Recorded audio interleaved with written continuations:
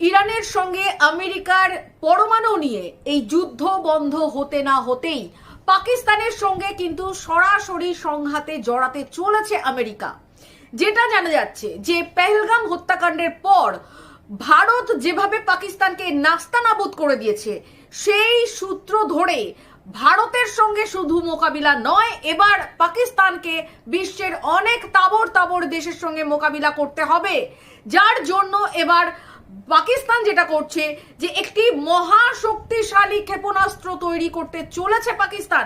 যেটা জানা যাচ্ছে পাকিস্তান পরমাণু বহনকারী আন্তর্মহাদেশীয় ব্যালিস্টিক মিসাইল তৈরি করতে চলেছে। ইতিমধ্যেই এই মিসাইল যদি তৈরি হয় তাহলে আমেরিকা কিন্তু পাকিস্তানকে ছেড়ে কথা বলবে না।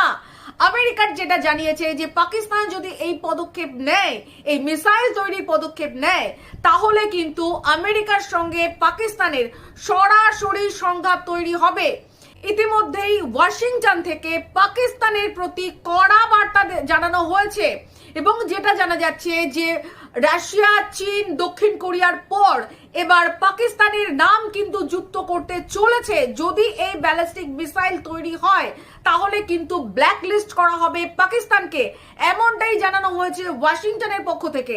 এবং এই যে মিসাইল, এই যে ব্যালিস্টিক মিসাইল পাকিস্তান তৈরি করবে, এই মিসাইলের যেটা শক্তি, যেটা জানা যাচ্ছে যে 5500 কিলোমিটার পর্যন্ত এই মিসাইল দ্রুত গতিতে এই মিসাইল যেতে পারে এবং যার ফলে পাকিস্তান থেকে বসে সরাসরি আমেরিকাকে কিন্তু আক্রমণ করতে পারবে পাকিস্তান।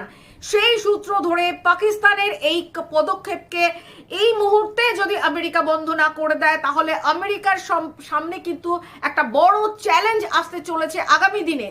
যেটা দেখা গেছে যে 2022 সালে 2700 কিলোমিটারের পাল্লার একটি ক্ষেপণাস্ত্র শাহিন 3, এই ক্ষেপণাস্ত্র তৈরি করেছে পাকিস্তান এবং যে ক্ষেপণাস্ত্রের মাধ্যমে ভারতের বেশ কিছু জায়গা কিন্তু আক্রমণ করতে পারবে, এই রকমটা ভাবেই কিন্তু তৈরি করা হয়েছে।